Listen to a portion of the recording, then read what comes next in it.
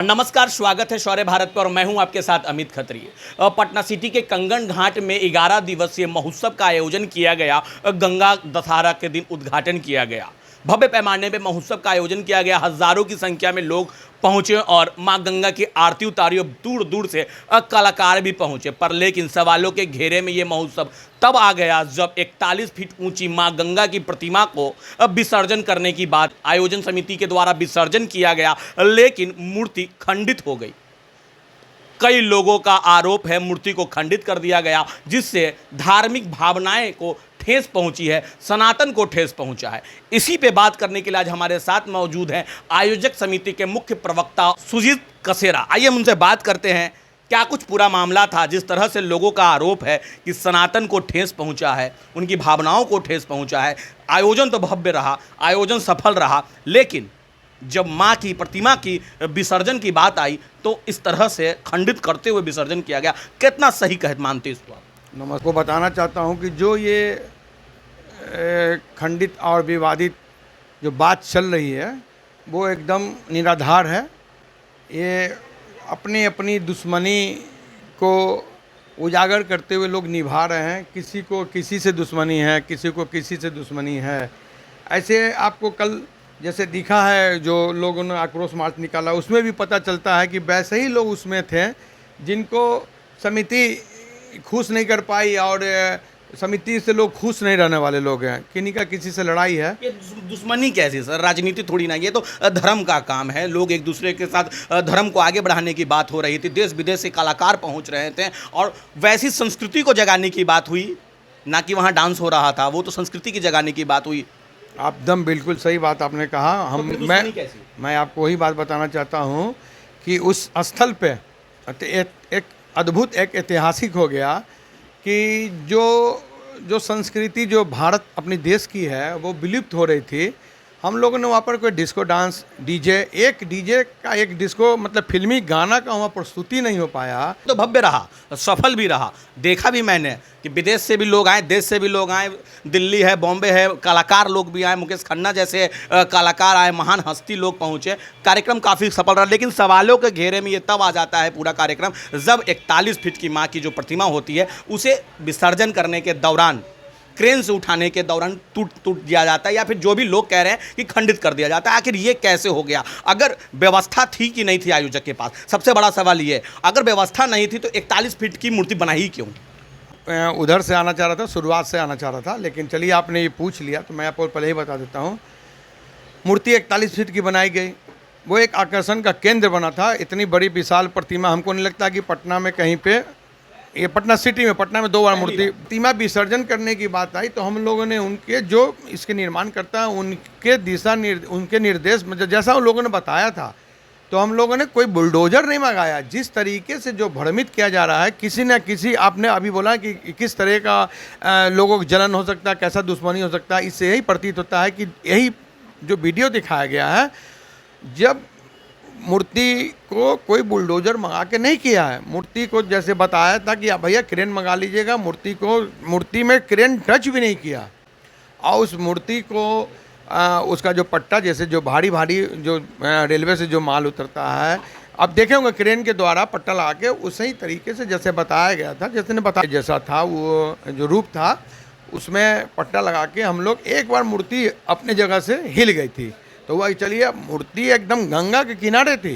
Planning क्या थी कैसे करने की? माना कि प्लानिंग ये थी कि क्रेन के द्वारा, जैसा बताया कि क्रेन के द्वारा उसको हैंगिंग करके और सीधे गंगा जी में आदर पूर्वक विसर्जन करना था। क्रेन से ऐसे उठाया जाएगा, हाँ, और क्रेन फिर आगे चलेगी, हाँ, और आगे चल के गंगा में प्रवाहित कर दिया जाएगा। को झुका के, क्रेन के द्वारा झुका के मूर्ति को गंगा में विसर्जन कर देना।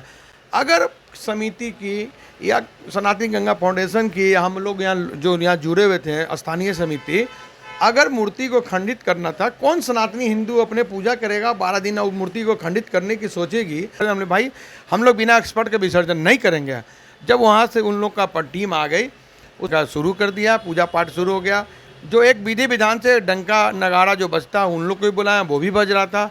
उस दरमियान मूर्ति उठाने में वो पट्टा टूट गया, वो टूट गया हो एकदम। वो हम लोग ये जो अगर हम क्या कोई भी आदमी वो देखेगा तो उसको तकलीफ होगा ही। हम लोग ये तकलीफ हुआ वहाँ पे कि मिस्टेक हो गया, ये हादसा हो गई।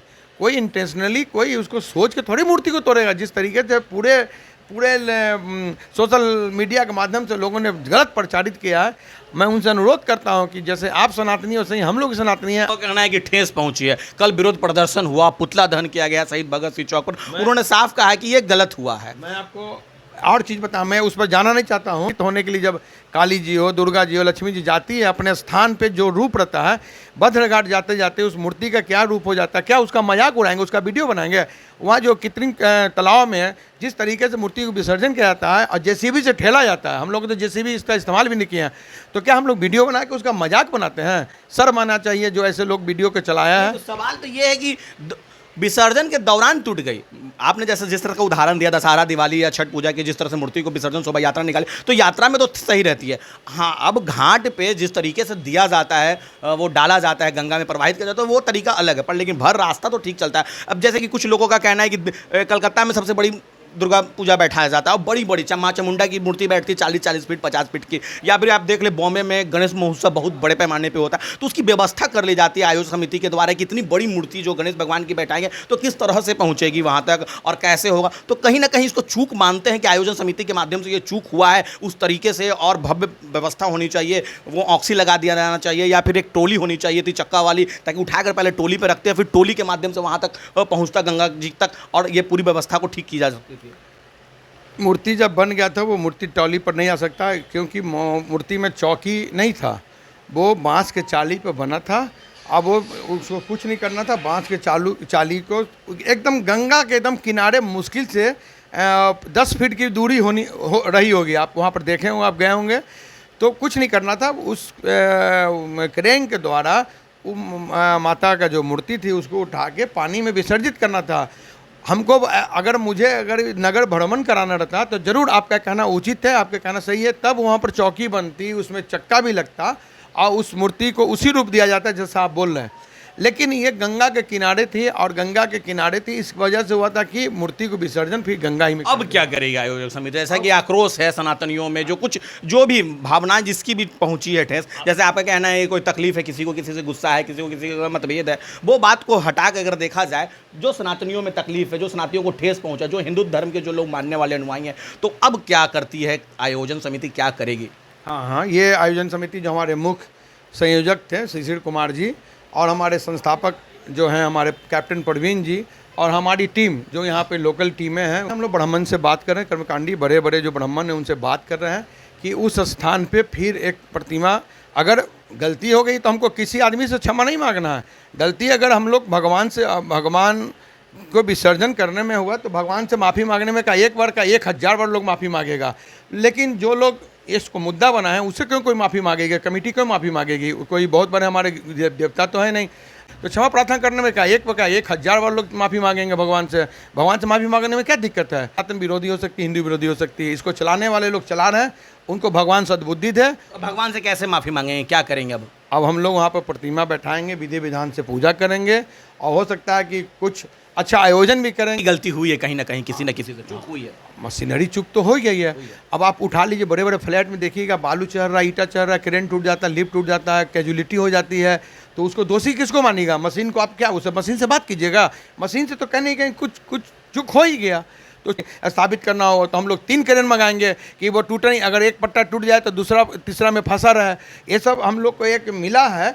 तो ये थे आयोजन समिति के मुख्य प्रवक्ता सुजीत कसेरा, जो कि बता रहे थे कि हमें किसी और से माफ़ी मांगने की ज़रूरत नहीं है। अगर आयोजन समिति के से गलतियां हुई है तो वो भगवान से माफ़ी मांगेंगे और एक बार फिर से पूजा अर्चना और अनुष्ठान करने का वादा कर रहे हैं कि उसी कंगन घाट के वहीं पे एक बार फिर से पूजा करेंगे और माँ गंगा की आरती उतारेंगे। और जहाँ के उन्होंने साफ कहा कि ये कोई गलती की बात नहीं है, ये बाय मिस्टेक, मिशनरी मिस्टेक है जिसके कारण ये हो गया है, वरना वो तमाम चीज़ें की गई थी, वो तमाम तरह के उपाय किए गए थे कि किस तरह से माँ की 41 फीट की मूर्ति को विसर्जन किया जाए।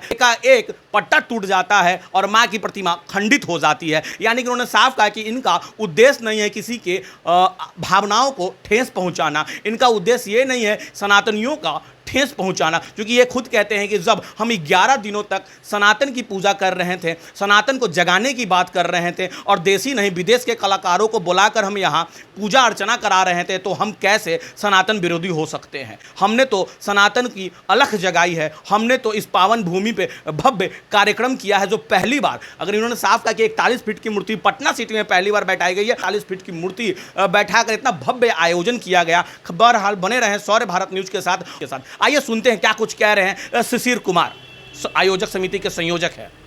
और यही हुआ था कि क्रेन से 80 टन का क्रेन हम लोग मंगवाए थे और उसको फीता से उठवाना, वाहन देना था। पिछले बार दीघा में इसी तरह हुआ और उसको विसर्जन कर देना था। जैसा ही हम लोग उठाएं, वो मेरे पास, इन लोग के पास वीडियो है, क्रेन का फीता टूट गया। फीता टूटने के बाद मूर्ति ध्वस्त हो गई। बाकी हम लोग उसके बाद भी इन लोग पूरी टीम ने मूर्ति विसर्जन कर दिया है। जिसको भी सम्मान में ठेस पहुंचा है, मैं उसके लिए सभी को अपने पूरे टीम के तरफ से, सनातनी गंगा फाउंडेशन, गंगा सेवा दल के तरफ से माफी मांगता हूं कि सनाती विरोधी, हिंदू विरोधी है, वो आपको वीडियो चला रहे हैं, कटा हुआ वीडियो। आपको मैं वीडियो देता हूं, उसमें ये आपको फीता टूट गया, इसलिए वो ये चूर हुआ। आगे हम लोग बोले हैं सेवा दल समिति लोग को और अपने गंगा फाउंडेशन की वहाँ छोटी सी मूर्ति हम लोग को ये कर